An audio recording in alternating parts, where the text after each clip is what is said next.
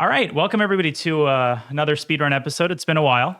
I want to remind people that what really make the episode special, first and foremost, is all of you and the engagement and participation. But it's also the fact that, like every episode, my goal is very simple. I want each and every episode to improve your chess in a measurable way. And so sometimes a couple of weeks might pass where I don't quite feel the inspiration. And that's just the price that we pay for, for the quality of material. Like I don't record an episode until I feel like my pedagogical abilities are up to par. And until I feel like I can really, give you your money's worth, because, everyone's time is valuable. So thanks for your patience. Let's jump in. Traditionally, we will start with a 10-minute game, and then we'll go from there. We are 1782, so we're moving toward, serious intermediate level. Our openings remain the same. E4, C5. Our trusted friend, the Alapin. Okay, so D6.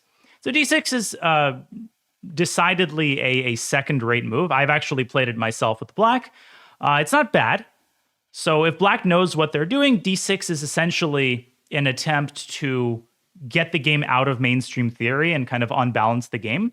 But a lot of times when people play D6, it's because they kind of sort of make a move out of general considerations, like maybe they're a Najdorf player, and oftentimes they'll give up the center and get a really bad position. So yeah, so already C takes D4 is an inaccuracy. I think I've played enough Alapin games for you to know why. Anytime this trade happens, just like in the advanced French, our knight gets access to the kind of most natural developing square, which we will now access, knight C3. Black is playing exceedingly passively. Let's develop the other knight to F3. Very important moment here. I think a lot of you kind of instinctively might be wondering, like, why didn't I play A4?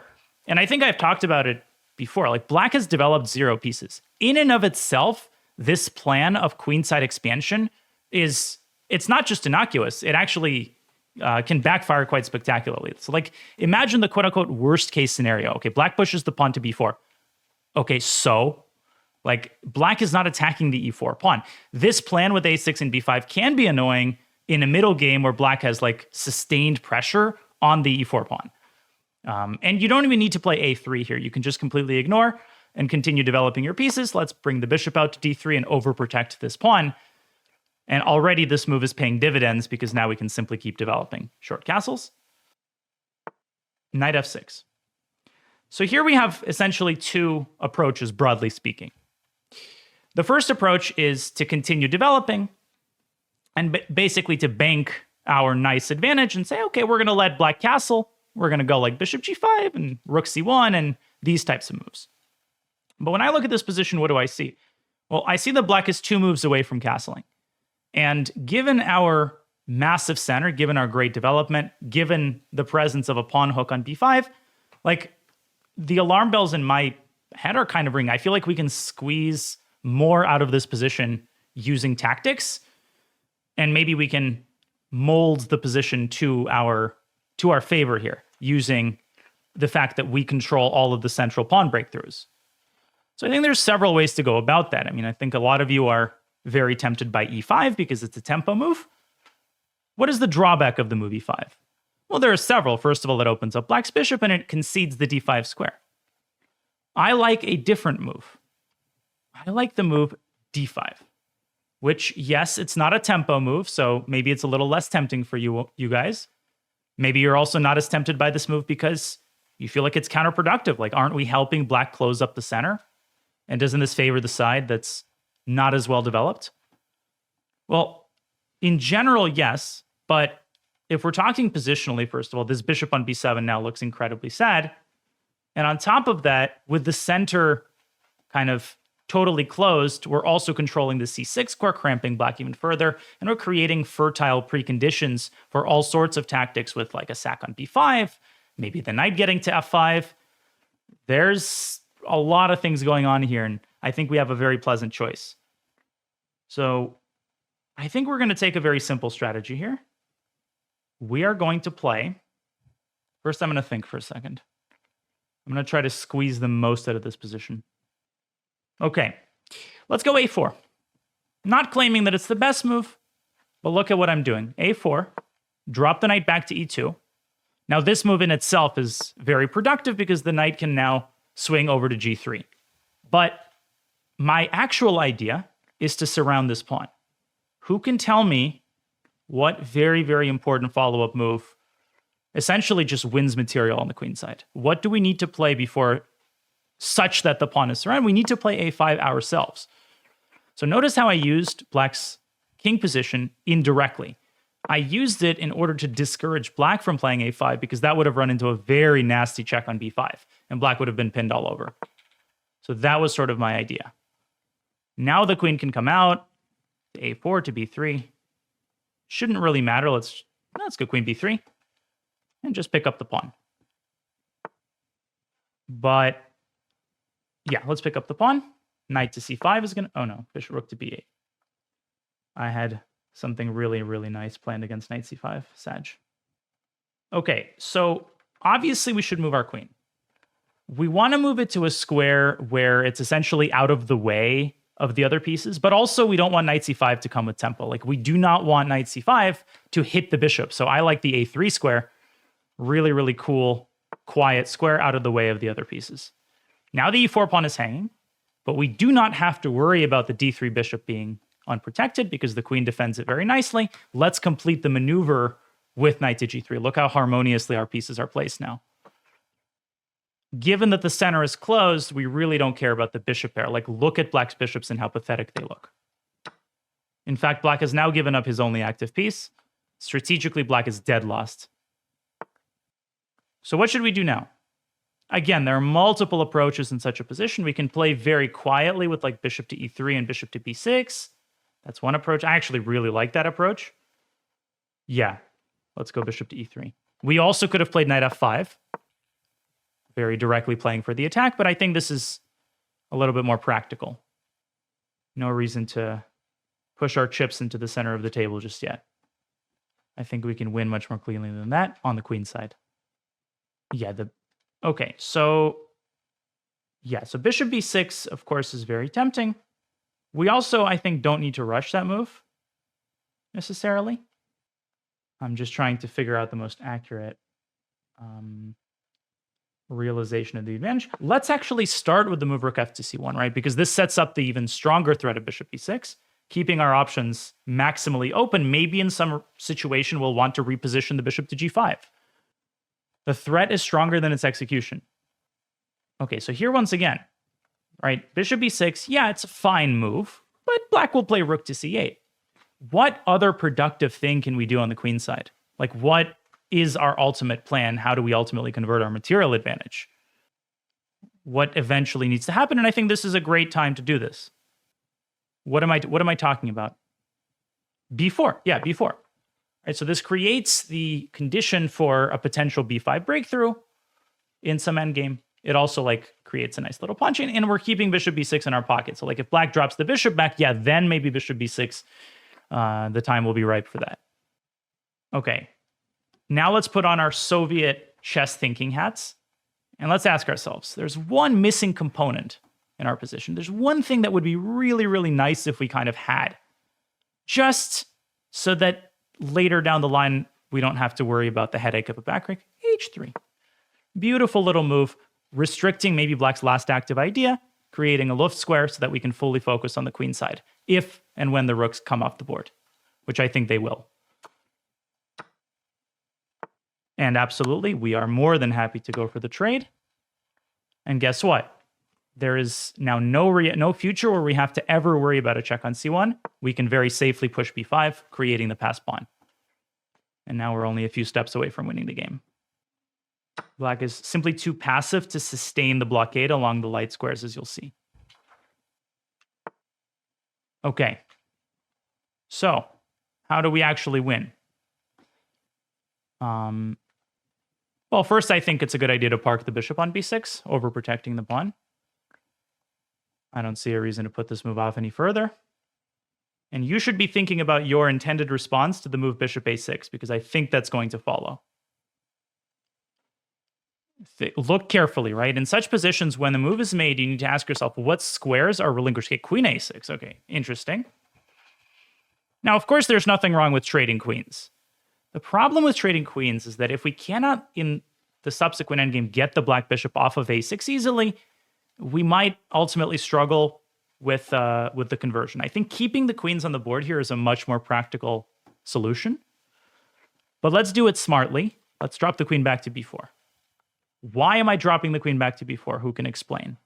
Why b4 and not a4? Which, by the way, also would have been a perfectly fine move. But why b4? Why b4? Yeah, the threat of knight takes e5. And now we're going to tie black down even further with the bishop sliding up to c7. Look at how we're just like methodically depriving black of his last gasps of air. Now it's time to look for tactics. I don't see any tactics. We need to add a little bit of heat. We need to add a little bit of heat to the queen side. How do we do that? What piece needs to contribute in a more direct way? This knight on f3. Right, this knight on f3 is unemployed. We need to get this knight to a much more active spot on c4. That, I think, will be the straw that breaks the camel's back. Yeah, kudos to our opponent is defending very well. Like, our opponent is defending resiliently, but I think at no point is the win ever really in question here. You should be thinking about your intended response to queen to d3, which is a scary looking move. I think some of you might be feeling a little uncomfortable, but in fact, it's a total paper tiger. Complete and utter paper tiger, if I, of course, have understood the position correctly. King to g7, sure. Well, now this allows us to complete our maneuver, knight to c4. Black is clinging on for dear life, but he's totally paralyzed.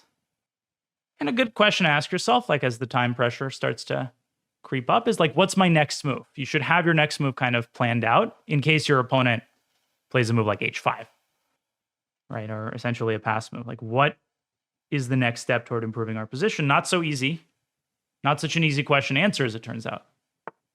Bishop to c8. Okay, sure. I'm looking for tactics here. I don't see anything super tactical.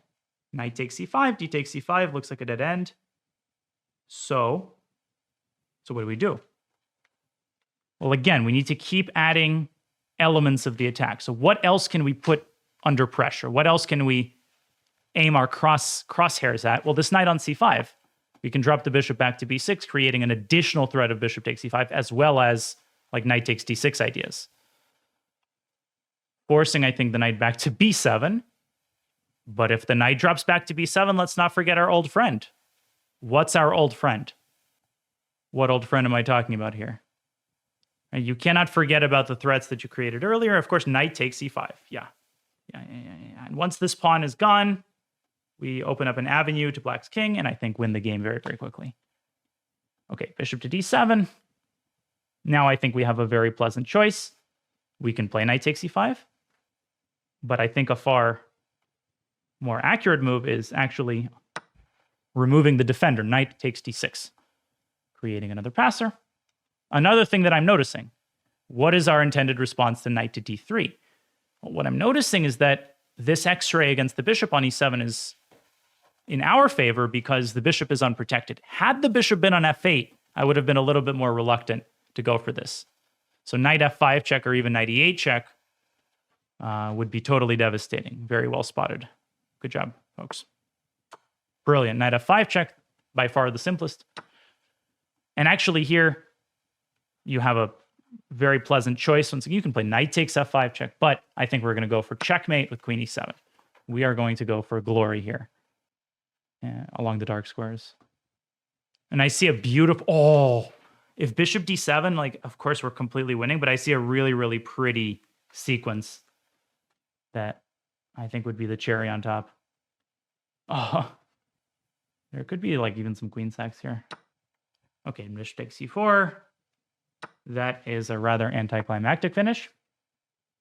And let's just take everything. Queen e5 check. And black will not have anything left.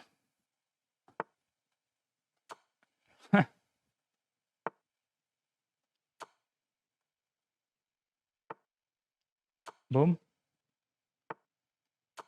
Bang. Look at that. And the game does end in checkmate. Now, this is what a lazy commentator will refer to as a one-sided game, right? When you hear that phrase one-sided game, like this is kind of what I had in mind. Definitely far from perfect by me. I'm sure that there were inaccuracies, but by and large, it was a wire-to-wire victory. Like from the very opening, we kept up the bind. Once we were able to win the B pawn, Black's position essentially was hopeless, I think, all the way to the end. So I have shown, as we go back to the start very quickly, I have shown several times now some of the main lines in this d6 variation. Who can tell me, instead of c takes d4, what is considered Black's only feasible option here? The only way to play this line properly, let's say. And then what is White's recommended response to this move? Who actually knows the main line here? Yeah, so knight f6 is recommended. And what is White supposed to do here, according to the chessable course on the Alapin? So bishop d3 is totally fine. That's a great move. But d takes c5 is the cool move. Because first of all, knight takes c4, queen a4 check. Everybody should know this loses the knight. If Black plays dc, it should also be pretty clear to you that this endgame is awful. Awful endgame, because not only is Black's king in harm's way, but the pawn on c5 is weak, the bishop is bad. This is just like plus 0.7. So Black is recommended to play knight to c6, aiming for quick development. And here, the chessable guys found this very, very cool move, queen to d3. Queen to d3 is just a sexy, sexy move. The point is, of course, that you are preparing c takes d6, which is now simply a threat. You're forcing Black to play dc, essentially. Right? So instead, if you had played cd, then Black can take on e4 already. There is no check on a4. The queen to d3 essentially says, all right, take my pawn, like right now. White trades queens, and the endgame is quite miserable for Black. Like knight takes d8, f3. This knight is totally restricted. White's bishop comes out to e3. Super easy to play and super, super play. You can take a look at this in a little bit more detail, like on your own. This position after f3 has occurred quite a few times, actually, in some very, very strong games. Romain Edouard, 2649, had this with Black. Well, 1993, this position occurred.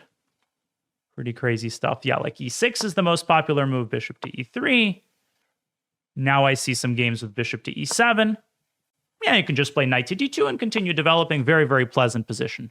Very pleasant position. I see a game from 2003, except it was White to move. No idea how that was reached, but even with the Black to move, the position is very nasty. b6 can be met with a4. I would highly recommend that you take 10-15 minutes just to move some pieces around, get a feel for this endgame.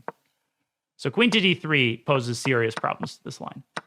But once our opponent takes and plays e6, obviously this is everything we could possibly ask for.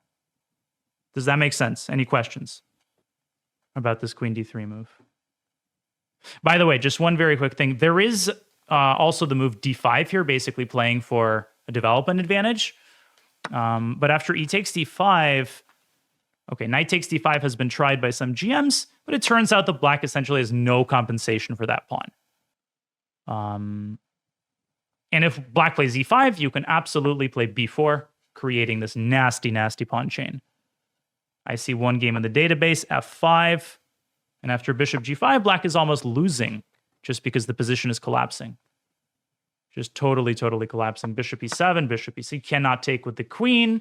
You cannot take with the c knight. You have to take with a king. Never a good sign. Knight a3, e4, queen d2. Look at this line that the computer gives. Simply queen to d2. Take my damn knight. I don't give a damn. Castle's queenside, and this king is toasty toast. Also, you cannot move the knight because the queen is toast. Yeah, this is just spectacularly bad for Black. So anyways, don't play d6 if you're Black. So we go a little bit forward, knight c3, knight f3. Important takeaways. This move d5, I really want people to understand the logic behind this move. It is the top computer move, this move d5. Any questions about this move? Okay, here's the question to you. What would happen if Black takes on d5? Like, what if ed? Well, if ed, I think the best approach is actually to recapture with the knight. Why with the knight? Like, why is this position better than this position with the presence of the knights? Well, let's do some comparison. Well, after bishop e7, it's actually a very simple reason. The king side is no longer a safe place to be. So we can play a move like knight to d4, so that if black castles kingside, there's nothing on the king side, and we can develop a massive attack with the queen quickly coming out to g4. So the point of knight d5 just to preliminarily like eliminate this pair of this defender. Of course, if black takes, at the very least, we have bishop takes b5 and totally overwhelming position. So black is forced to play e5, and now we go after the queen side. a4, very typical idea, using the fact that a5 is running into bishop b5, sectioning off the pawn, picking it up with the queen, and after this, I think everything was very straightforward. Very, very straightforward. Queen to a3, knight to g3, completing the maneuver, not being afraid to give up the bishop pair. And here, essentially keeping your options open, not committing your pieces until you strictly have to. Making all the improving moves first. And notice that we only played bishop b6 like many, many moves later, when we had fully improved our position. Any questions? What was the idea of c5, knight c5 right away? I mentioned a beautiful idea. Oh, knight c5 right here. Yeah, so here... No, here there was no beautiful idea. I think just bishop back to c2 is totally fine.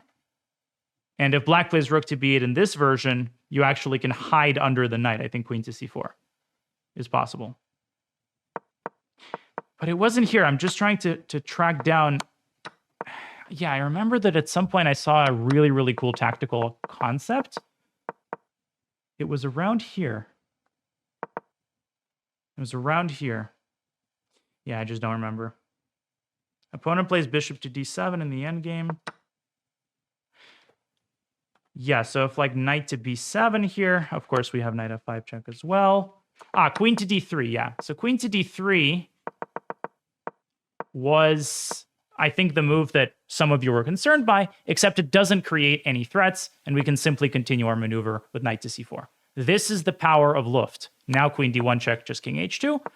And notice that the knight on g3 is a very, very powerful defender. It's like keeping the king incredibly safe.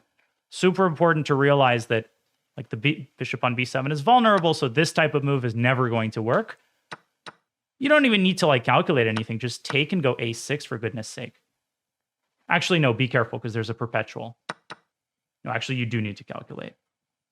But okay, maybe you can play simply... Actually, yeah, knight e4 is maybe a little bit more problematic. Takes. Yeah, okay, takes, queen takes c4, and now queen to c6. Covering the c1 square, and then a6. The pawn will be unstoppable. Also, queen e8 check is a huge threat. All right, so a nice, simple, clean positional game. Let's get another one in. And we have the white pieces once again. And this time we are facing e4, e5. We are back to Mr. Glek. Have you forgotten? This is where the party's at. The Glekture. And d6, very passive move. Already music to my ears. The best way to follow up the move d6 is to play g6. But at this level, generally like bishop d7, bishop e7 is played, and black basically like concedes a really bad position. He is one of those. All right, so our opponent thinks that he can intimidate us with the possibility of bishop to h3. So what's the formula for punishing this type of opening strategy? The formula is, first of all, do not like play by your opponent's rules. Don't go rook to e1. No. Open up the center, d4. Bishop h3 is not to be feared in this position at all. I would argue that it essentially loses the game pretty quickly. Okay.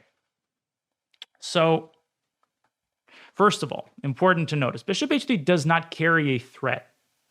This doesn't do anything. Yeah, black can trade bishops. Yeah, in some hypothetical universe, it probably favors black. But given our massive development advantage, it's almost like the last game where it's not the most important factor, and black gives up way too much to like warrant this type of strategy. I think that the simplest way for us to play is just to completely ignore what's going on the king side and just to continue our development with bishop g5, just as though nothing is happening. Because nothing is happening. Okay, trade doesn't change anything. And we are going to pressure the heck out of black here in the center. I'm expecting bishop to e7. I think it's the only move for black. Okay. Now we're going to take on e5, paving the way for a knight to land on d5. That's going to be kind of the fulcrum on which our entire concept stands. And this move comes with pretty devastating effect. Right, so you should sort of pause the video here and you should really make sure that you understand intuitively why a move like this is super unpleasant. Because you might look at this and say, but doesn't it lead to a bunch of trades? Well, technically, yes, it does. But after we recapture with a pawn, like black is collapsing. Right? This is why you can't leave your king in the center. The e5 pawn is going to fall. Tactics are everywhere. And black essentially can resign. Like this is dead lost. e4. A good attempt by black, but I think it's very easily punished. Who can spot, using whole board awareness, the correct path forward? We can win the game on the spot here. How? And the hint, of course, is that when you see a queen on c8 and you see a rook on a8, you should already be dreaming about a white pawn landing on b7 with a fork. Right? That observation should lead you directly to d takes c6. Takes, queen takes f3, and the bishop is untouchable. Not only do we take on b7 with a fork, we also make a new queen. We could have, of course, also thrown in a check on e1. But why? Why would we taunt our opponent like that? And that is how the Glek system operates at this level. It ain't just a one-trick pony.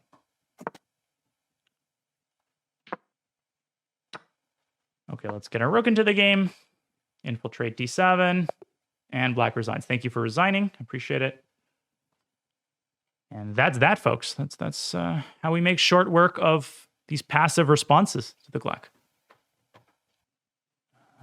So, quick summary. I think we faced the move d6 before. And really, yeah, like the only way to make this system make sense is for black to follow up with g6, which is a totally viable system. And generally, at like the grandmaster level, black will start with g6. But putting the bishop on e7 is like asking for a life of misery here.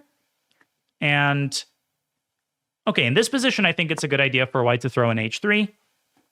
Typically, black will castle kingside. And now, of course, like the most ambitious is d2 to d4. Why did we not start with d4? Because of bishop g4. Like this is something you want to avoid because essentially like now our d4 pawn is under pressure and we have to either liquidate or allow the black knight to land on d4, neither of which is an appealing option. So h3 here is a good way to start. Bishop d7, short castles. Queen to c8, d4. And I'm actually going to check the computer to see if I reacted correctly. Wow. So bishop g5 is the second best move. The best move is... It's a move that I played a little bit later. Who can take a crack at the best move? It's a pretty funny looking move to play in this position. It's not knight g5. It's knight to d5. It's knight to d5. How does this move work? Well, first of all, black cannot take on e4 because we simply take on h3 and win the rook in the corner, right? That's out of the question. If black plays bishop takes g2, you don't even play knight takes f6. You just recapture on g2. Because as you guys should already know, anytime this trade happens, the e file opens up and black pays with his life. Like knight takes d4, takes, rook e1 check, bishop e7, and the most straightforward is just queen takes d4. Black is getting destroyed. And so black kind of runs out of options other than to play the submissive and rather miserable move bishop e7, and then we can just play knight takes e7. And if knight takes e7, straightforward, takes. And if black tries to restore material, the e file is going to be his undoing. Computer gives queen to e6 here, knight to d3, And once again, if queen takes e4 check, look at how instructive this idea is. King g1 and black is screwed. Because no matter which way you castle, rook to e1 picks up the knight. And the knight on d3 is very significant because it covers the b4 square. Just nothing black can do about rook e1. Isn't that funny? How concrete of a game chess is. Yeah, just nothing black can do, like rook e1 is coming. And black is losing. So knight to d5 would have been very strong, but bishop g5 is also perfectly in tune with the needs of the position. Bishop e7, yeah, DE is correct. Black, in this situation, had to play a move like knight to d7, but this obviously is not his definition of a good position.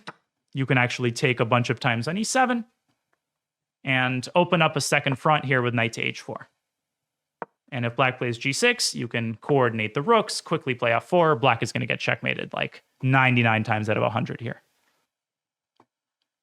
So a quick Glek knockout. Once this happens, the game is over. Just nothing black can do. If bishop takes g5, then of course dc. e4, of course, is not the most resilient, but really very, very little the black can do here. Takes, dc, bishop f6, and then the queen comes up to d5 with completely devastating effect. Any questions, folks? Any questions? Just an easy, quick Glek knockout, showing that the Glek is still very applicable at this level and above. Let's finish with a 5-minute game. And here we, of course, are 2100. Okay, knight to c3, knight to c6. And of course, we are accelerated dragon players, which means we do not have to worry about like learning e5 in this position. So white is playing kind of a Bowdler-esque approach, very innocuous. As you guys should know by now, there's basically two approaches here for black. We can play the Botvinnik setup, but the more straightforward approach is just to go d6, dragon style, and develop the knight to its, sort of a natural square. Short castles.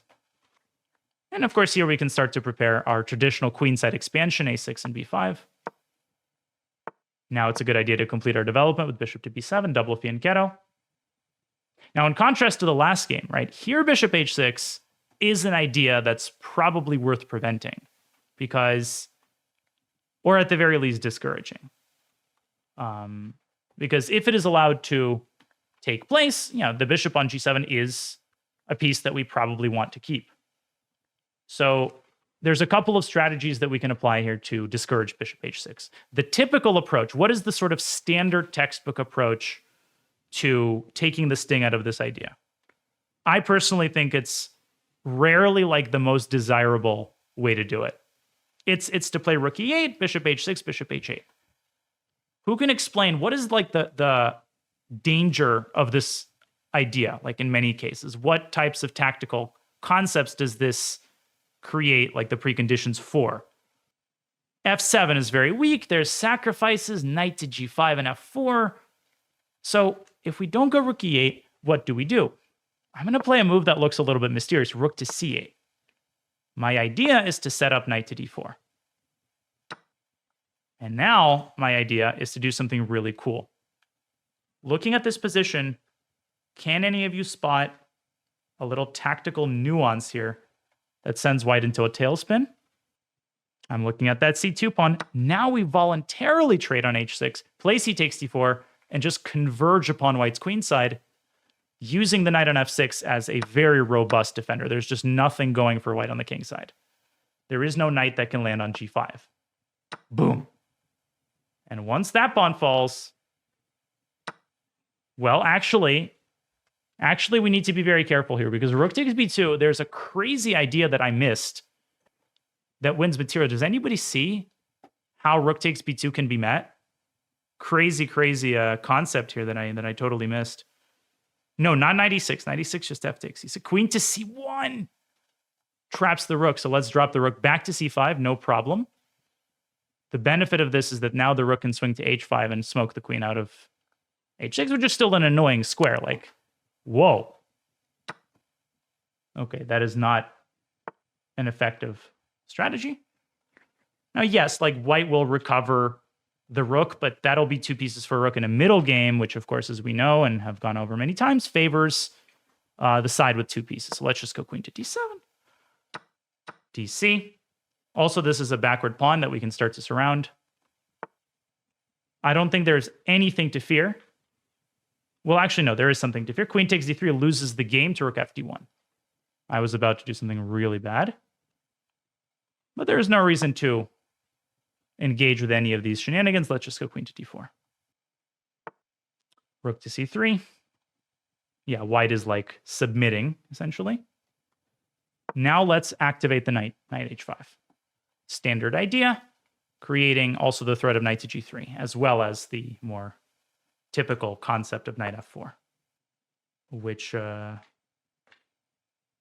we can apply. We can also start with e5, just really entrenching our queen on d4, cutting off the white queen's contact with the c5 square. Notice that we're also holding the d8 square, and knight f4 is now coming next to a theater near you. Well, never mind.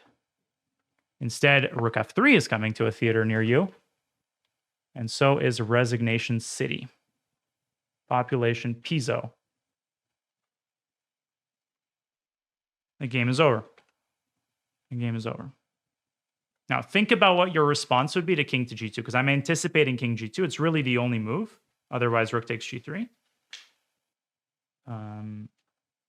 What is the simplest path to conversion after king to g2? No need for any extravagancies. No need to even look at sacrifices. What is the most functional move in the position? Just rook takes c3. And the point is not so much to win a pawn. What is the actual point after rook takes c3? Do not rush. You hear this cliche very often, and it really, really rings true in these situations. Do not play any automatic moves. Take a couple of seconds if you have them. Make sure that you're on the most accurate path. Bishop takes e4 check. Intermezzo. Now, rook f3 here is a clever defensive resource, but it doesn't work, I think, for a variety of reasons. Although I did miscalculate one small thing. Let me think about this for a second. I did miss one little detail, so I kind of want to try to be accurate here. Just give me a second.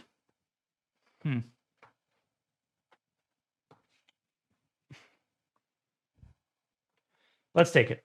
Let's take it. And now we are going to go queen d5 check in order to prevent the white king from moving back to g2. Now we're going to give another check. Yeah, I misplayed this. I apologize, folks. I misplayed this quite a bit. But I think it's still winning. Queen e4 check, I think we can play. Yeah, and that's, of course, hands over yet another pawn. Now, at this point, like, we shouldn't shy away from a queen trade, necessarily. In fact, well, now let's go c4 first. Let's go c4. Now, we're going to bring the knight back into the game here.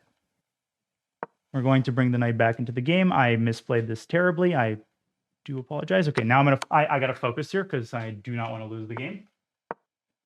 Queen f8. Yeah, suddenly white is playing like freaking Domaraja Gukesh.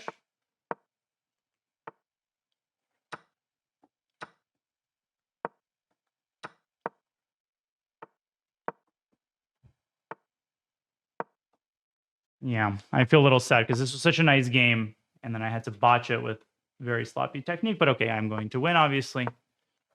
I'm obviously going to win. Yeah, kind of a Pyrrhic victory, if I'm honest. Queen e4 check is going to pick up the rook. In such situations, do not pre-move, because a lot of people will go like rook to d1. So if you have 10 seconds, don't like get overzealous with pre-moving. Okay, now you can pre-move, of course. And here there's no stalemate because there's too many pawns. So we can pre-move c1 queen. Whew. That was unexpectedly close. Check. Check. We have mate in one, but okay, depending on, yeah, crap. Checkmate. Very, very poor at the end, but also very instructive. Shows you how even like at my level, even in completely winning positions, even like grandmasters can get super sloppy too. And I did, and full credit to our opponent. Absolute full credit to our opponent. Okay, just a second. We're going to wrap up with this game. And we're going to look at this with the computer to see where exactly I kind of relinquished the easy win. So yeah, here d6 and knight f6 is a perfectly fine setup. Now, like, white's setup is not terrible, but I think bishop e3 is really the beginning of white's troubles. I think bishop g5 is a much more like harmonious, natural way to develop the bishop. After bishop to e3, like, typically this is not a recommended setup because in the event that black has e6, black is now threatening to win a piece with d5. Very, very standard idea. But as a general rule of thumb, when you position your knight on f6, you rarely combine that with the move e6. Like, if you want to play e6 and g6, you should bring the knight over to g7, over to e7. Here, like, the double fianchetto is a very, very nice harmonious setup. So queen to c1 and rook to c8, I think, is an instructive move, showing that the c2 pawn is often implicated in slowing down the progress of white's kingside play. Knight to d4. And of course, if white had taken on g7, then we would have taken on f3. This is out of the question. And this very, very important intermezzo, bishop takes h6, inviting the white queen out into the open, and then picking up c2. Now, to be fair, it turns out that this is a mistake. According to the computer, this is a mistake. How does the computer prefer to deal with this?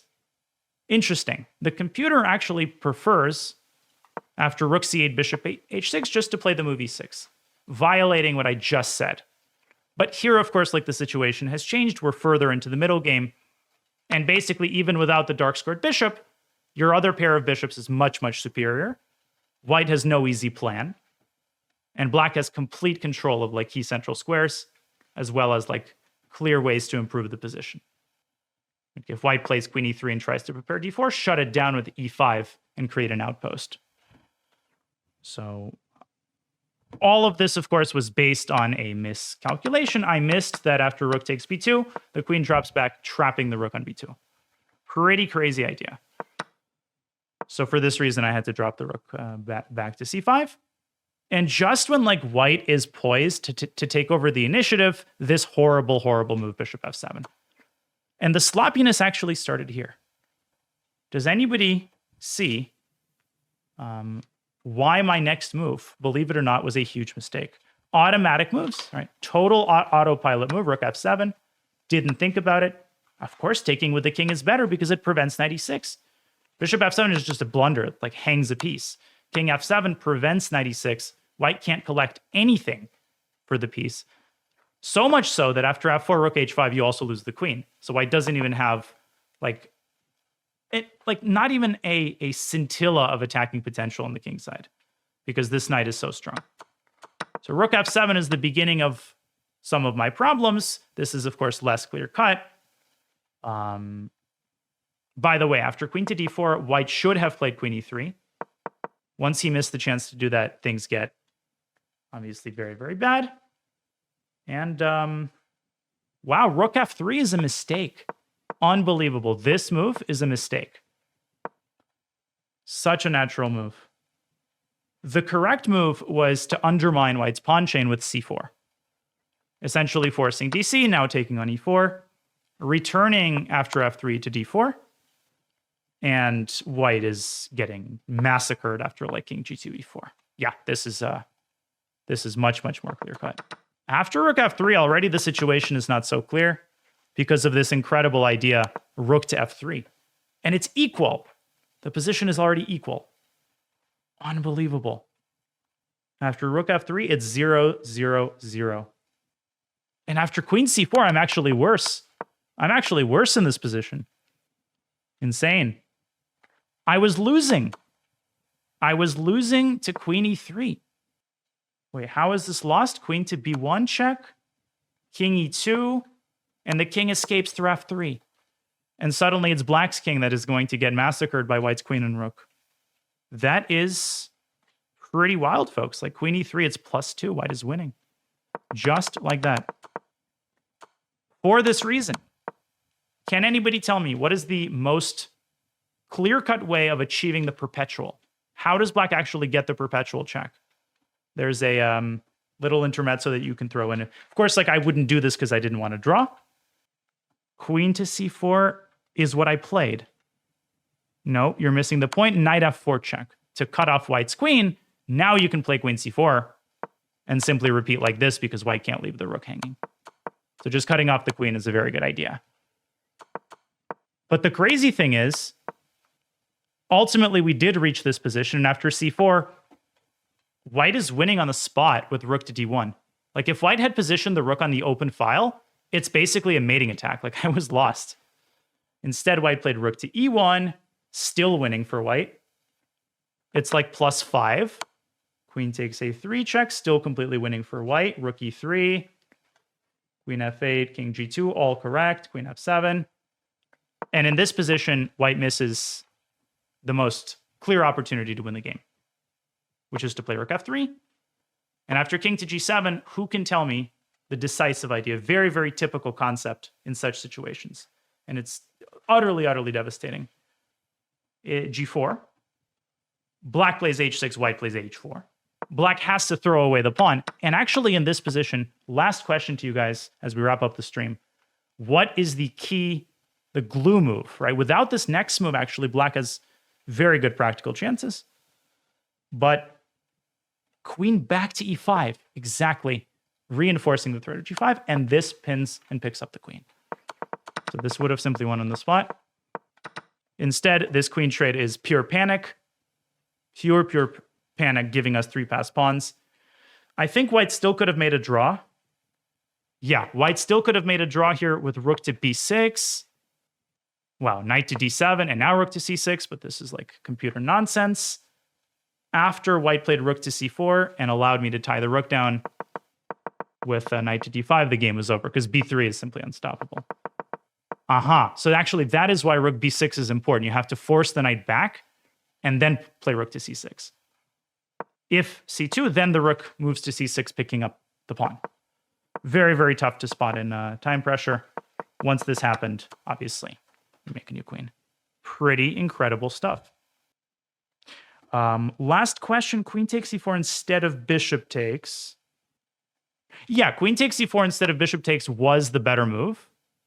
So we are, of course, talking about this moment. Queen takes c4 check was the better move, but after f3, the position remains very complicated, like queen takes c3, queen takes c5. White is threatening a fork on b8. The computer gives approximate equality here. Queen to d2, queen to d7. White starts to push the knight away. And I would actually prefer white in a blitz game. So what are the takeaways from this game? First and foremost, cannot relax for even a second, cannot autopilot a single move. And these like desperado type ideas like rook f3, you have to be very concrete. You cannot assume that you're going to have a win just because it looks, king on f3, like there must be something. Nope. You're going to pay the price for that.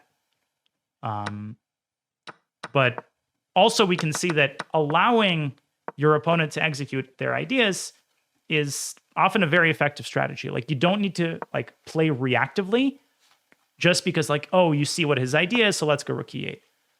As you hit this level, start practicing asking yourself, like, what if I ignore the threat and instead focus on prioritizing my own ideas? All right, so here, just d6, taking the bishop out of the game would have been very effective. And on that note, we will end, folks. I'm tired. It's been a long stream. Thanks, folks, for watching. I hope you enjoyed the speedrun. This will be out in a few days on YouTube. And I'll try to do more of the speedruns, at least on a weekly basis going forward. So